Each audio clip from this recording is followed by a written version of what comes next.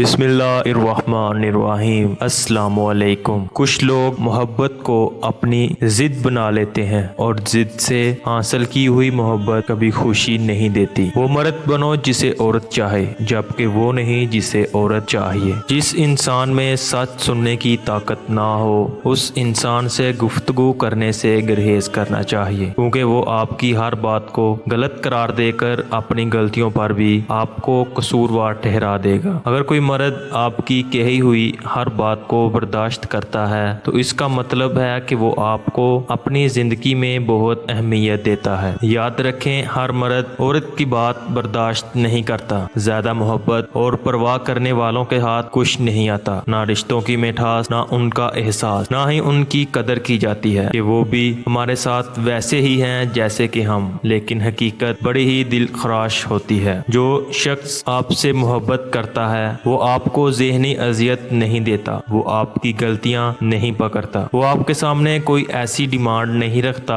جسے آپ پورا نہ کر سکیں، وہ آپ کو پریشان نہیں کرتا، اداس نہیں کرتا۔ وہ آپ کو سمجھاتا ہے زندگی میں کچھ پل ایسے آتے ہیں جنہیں ہم چاہ کر بھی اپنی یادداشت سے نہیں مٹا سکتے۔ مجھے اختلاف ہے ان لوگوں سے جو کہتے ہیں کہ وقت ہر زخم کا مرہم ہے۔ اچھے لوگوں کو اگر کوئی دکھ بھی دے تو وہ خاموشی سے سب سہ لیتے ہیں، لیکن تنہائی میں وہ روتے بھی بہت ہیں، کیونکہ وہ بھی انسان ہی ہوتے ہیں، جذبات ان کے بھی ہوتے ہیں۔ الحاظ اور اجنبی عورت کی عزت بڑی سے بڑی ڈگری بھی نہیں سکھا سکتی، اگر سکھا سکتی ہے تو صرف گھر کی تربیت۔ پیار کرنا بہت آسان ہے، نبھانا اس سے مشکل، چھوڑ دینا بہت زیادہ مشکل، اور بھلا دینا ناممکن ہے۔ اکڑ انسان میں تب تک ہی رہتی ہے جب تک پکڑ نہیں ہوتی، جب پکڑ ہوتی ہے تو ساری اکڑ ٹوٹ جاتی ہے۔ ہزاروں غلطیوں کے باوجود آپ اپنے آپ سے پیار کرتے ہیں تو پھر کسی کی ایک غلطی پر اس سے نفرت کیوں کرنے لگتے ہیں؟ جس چیز کو تم